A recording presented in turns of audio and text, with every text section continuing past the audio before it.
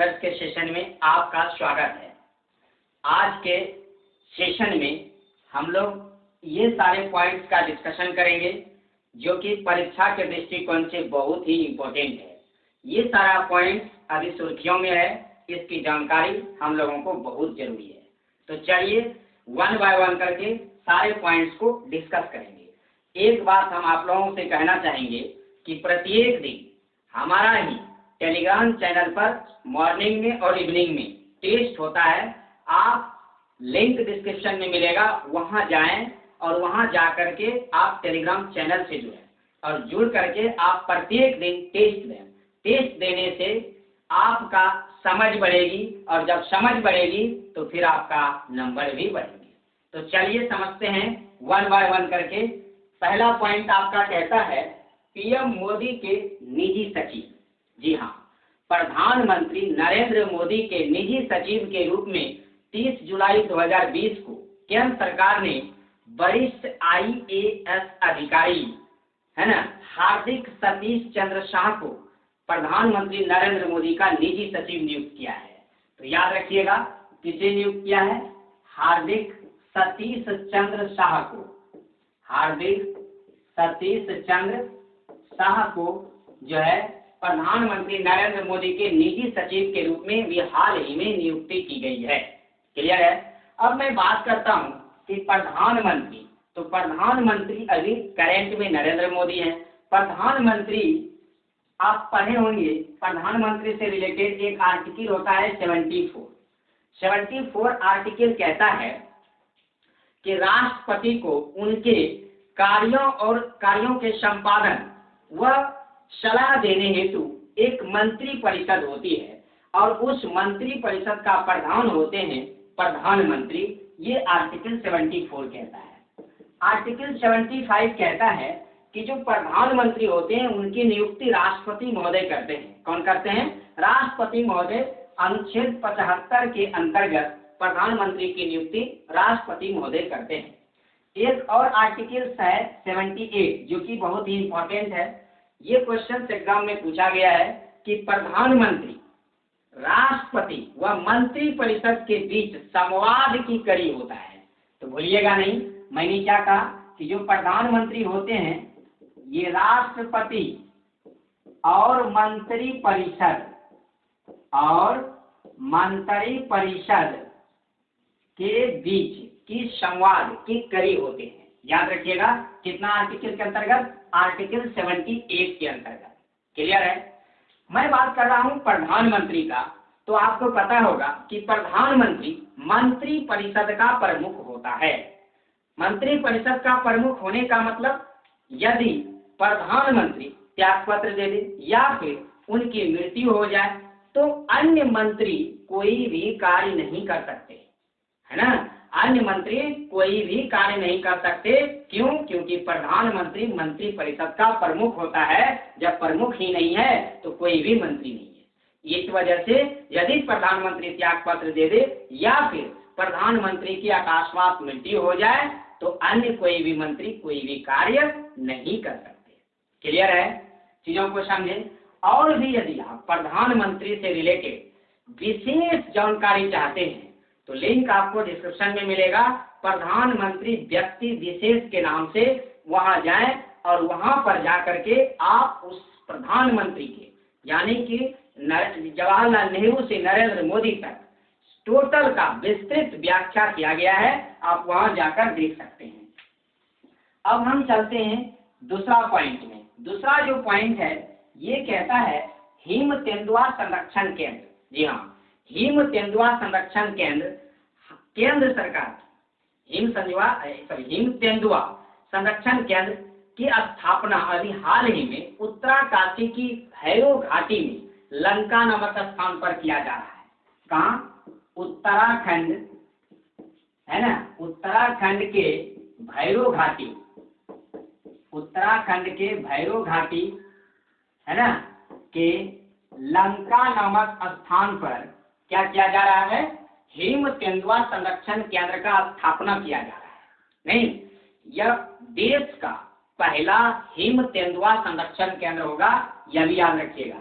यह क्या होगा? देश का पहला हिम तेंदुआ, देश का पहला हिम तेंदुआ संरक्षण केंद्र, देश का पहला हिम तेंदुआ संरक्षण केंद्र होगा, जिसकी रूपरेखा का निर्माण, जिसकी रूपरेखा का निर्माण है ना, जिसकी रूपरेखा का निर्माण किसके द्वारा किया गया है? नीदरलैंड के विशेषज्ञों के द्वारा, है ना, नीदरलैंड के विशेषज्ञों के द्वारा, यानी नीदरलैंड के सहयोग से जो है देश का पहला हिम तेंदुआ केंद्र, जो कि उत्तराखंड के भैरव घाटी के लंका नामक स्थान पर किया जा रहा है। क्लियर है? समझे चीजों को। अब मैं बात करता हूं पॉइंट नंबर 3 का। पॉइंट नंबर 3 है विश्व खाद्य पुरस्कार। विश्व खाद्य पुरस्कार हाल ही में जो है दिया गया है डॉक्टर रतनलाल को, याद रखिएगा, डॉक्टर रतनलाल को। और ये डॉक्टर रतनलाल अमेरिका के मृदा वैज्ञानिक हैं। कौन है? अमेरिका के मृदा वैज्ञानिक हैं, है ना, अमेरिका के मृदा वैज्ञानिक हैं डॉक्टर रतनलाल। इन्हें ही विश्व खाद्य पुरस्कार 2020 दिया गया है। याद रखिएगा, इस पुरस्कार के अंतर्गत, है ना, इसके अंतर्गत जो है 2,50,000 है ना US डॉलर, इसके अंतर्गत 2,50,000 अमेरिकी डॉलर दिया जाता है। साथ ही साथ अमेरिकी डॉलर दिया जाता है 2,50,000, याद रखिएगा। इसकी शुरुआत हुई थी, यानी विश्व खाद्य पुरस्कार देने की शुरुआत हुई थी 1986 में। किसके द्वारा? तो याद रखिएगा, डॉक्टर नॉर्मन बोरलॉग के द्वारा, डॉक्टर नॉर्मन बोरलॉग के द्वारा जो है इस पुरस्कार को शुरुआत किया गया है, जो कि विश्व के हरित क्रांति के जन्मदाता माने जाते हैं। इन्हें डॉक्टर नॉर्मन बोरलॉग को 1970 में नोबेल प्राइज भी दिया जा चुका है। कौन सा प्राइज? नोबेल प्राइज भी दिया जा चुका है डॉक्टर नॉर्मन बोरलॉग को। साथ ही साथ यह भी याद रखिएगा कि जैसे ही शुरुआत हुई तो प्रथम पुरस्कार, प्रथम विश्व खाद्य पुरस्कार जो मिला 1987 में भारत के ही महान व्यक्ति थे, जिनका नाम था डॉक्टर एम.एस. स्वामीनाथन, है ना, M.S. स्वामीनाथन, जो कि ये भी जो है भारत में हरित क्रांति के जन्मदाता के नाम से जाने जाते हैं। तो प्रथम विश्व खाद्य पुरस्कार 1987 में डॉक्टर M.S. स्वामीनाथन को मिला, जो कि कहाँ के हैं? भारत के हैं। क्लियर है? कहाँ के हैं? भारत के। अब बात आई है विश्व खाद्य पुरस्कार का, तो इससे रिलेटेड एक संस्था है FCI, जिसका फुल फॉर्म होता है फूड कॉर्पोरेशन ऑफ इंडिया। क्या होता है? Food corporation of India. याद रखिएगा, इसकी स्थापना 14 जनवरी 1965 को हुआ था, जिसका जो है हेड क्वार्टर पड़ता है न्यू दिल्ली में। कहाँ पड़ता है? न्यू दिल्ली में पड़ता है हेड क्वार्टर FCI का। फूड कॉर्पोरेशन ऑफ इंडिया 14 जनवरी 1965 को स्थापित हुआ था। क्लियर है? तो विश्व खाद्य पुरस्कार डॉक्टर रतनलाल को दिया गया, और रतनलाल का संबंध है अमेरिका के मृदा वैज्ञानिक है। अब यदि ये क्वेश्चन आ जाए, विश्व खाद्य पुरस्कार किन्हें मिलता है, कैसे व्यक्तियों को मिलता है, तो याद रखिएगा, यह पुरस्कार उन सभी व्यक्तियों को प्रदान किए जाते हैं जिन्होंने भूखमरी को कम करने, साथ ही साथ वैश्विक खाद्य सुरक्षा को बढ़ाने में महत्वपूर्ण योगदान दिया हो। तो याद रहेगा, भूखमरी को कम करने, साथ ही साथ वैश्विक खाद्य सुरक्षा को बढ़ाने में महत्वपूर्ण योगदान दिया हो, तो वैसे व्यक्तियों को जो है विश्व खाद्य पुरस्कार दिया जाता है। विश्व खाद्य पुरस्कार 2020 के विजेता हैं डॉक्टर रतनलाल, जिसका संबंध है अमेरिका के मृदा वैज्ञानिक से। क्लियर है? पॉइंट नंबर 4 डिस्कस करते हैं। पॉइंट नंबर 4 कहता है एक मास्क अनेक जिंदगी जन जागरूकता अभियान। जी हाँ, एक मास्क अनेक जिंदगी जन जागरूकता अभियान अभी हाल ही में 1 अगस्त से 15 अगस्त 2020 तक मध्य प्रदेश सरकार के द्वारा प्रत्येक नगरीय निकाय में एक मास्क, है ना, एक मास्क अनेक जिंदगी जन जागरूकता अभियान जो है संचालित किया जा रहा है। याद रखिएगा, किसके द्वारा? याद रखिएगा, किसके द्वारा? मध्य प्रदेश सरकार के द्वारा एक मास्क अनेक जिंदगी जन जागरूकता अभियान का जो है प्रारंभ किया गया है प्रत्येक नगरीय निकाय में। जो है एक मास्क अनेक जिंदगी अभियान जो है स्टार्ट किया जा रहा है। इसका उद्देश्य है कि नागरिकों में मास्क के प्रति जागरूकता बढ़ाना, साथ ही साथ उन्हें मास्क उपलब्ध कराना, नहीं उन व्यक्तियों को क्या करना, मास्क उपलब्ध करना, साथ ही साथ मास्क के प्रति जागरूकता बढ़ाना। क्लियर है। यदि मैं बात करूं मध्य प्रदेश का, तो मध्य प्रदेश की हाई कोर्ट 1956 में स्थापित हुआ, जिसके खंडपीठ पढ़ते हैं, क्वेश्चन देखिए यहाँ से पूछता है, जिसके खंडपीठ पढ़ते हैं ग्वालियर एवं इंदौर में, ग्वालियर और इंदौर में इसका खंडपीठ पड़ता है। इंदौर की यदि बात करें, तो इंदौर में IDBI जिसकी स्थापना 1995 में हुआ था, इसका पंजीकृत कार्यालय यानी IDBI का पंजीकृत कार्यालय इंदौर में ही पड़ता है। IDBI का पंजीकृत कार्यालय कहाँ पड़ता है? इंदौर में पड़ता है, याद रखिएगा। साथ ही साथ यदि हम बात करें तो MP के साथ गुजरात है ना, दोनों में राज्यसभा सीटों की संख्या कितनी है? तो दोनों में राज्यसभा सीटों की संख्या 11 है। लोकसभा की यदि बात करें तो 29 है। किसमें?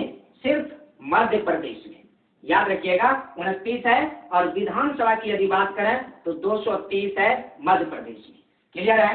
चीजों को आपने समझा इसको अच्छी तरीका से। मध्य प्रदेश के द्वारा ही क्या चलाया जा रहा है? एक मास्क अनेक जिंदगी जन जागरूकता अभियान। इसका उद्देश्य है नागरिकों में मास्क के प्रति जागरूकता को लाना और उन्हें मास्क उपलब्ध कराना। इसी उद्देश्य से 1 से 15 अगस्त 2020 के अंतर्गत जो है जन जागरूकता अभियान चलाया जा रहा है मध्य प्रदेश सरकार के द्वारा। अब मैं बढ़ते हैं आगे। अगला पॉइंट है अंतर्राष्ट्रीय मित्रता दिवस।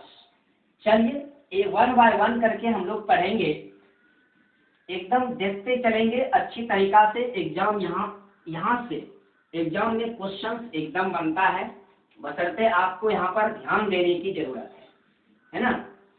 जब एक बार आप ध्यान देंगे तो एक एक करके सारा पॉइंट्स आपको दिमाग में चला जाएगा और फिर एग्जाम में कर पाएंगे। अब मैं बात करता हूँ अंतर्राष्ट्रीय मित्रता दिवस। अंतर्राष्ट्रीय मित्रता दिवस अभी हाल ही में 30 जुलाई 2020 को संपूर्ण विश्व में अंतर्राष्ट्रीय मित्रता दिवस मनाया गया। जी हाँ, अंतर्राष्ट्रीय मित्रता दिवस मनाया जाता है। पॉइंट नंबर 5 को देखेंगे। अंतर्राष्ट्रीय मित्रता दिवस प्रत्येक वर्ष 30 जुलाई को मनाया जाता है। कब मनाया जाता है? 30 जुलाई को अंतर्राष्ट्रीय मित्रता दिवस मनाया जाता है। इसका उद्देश्य क्या है, क्यों मनाया जाता है? यह जीवन मित्रों और मित्रता के महत्व को चिन्हित करने के लिए मनाया जाता है कि मित्रता का महत्व क्या है, मित्रता कैसी होनी चाहिए।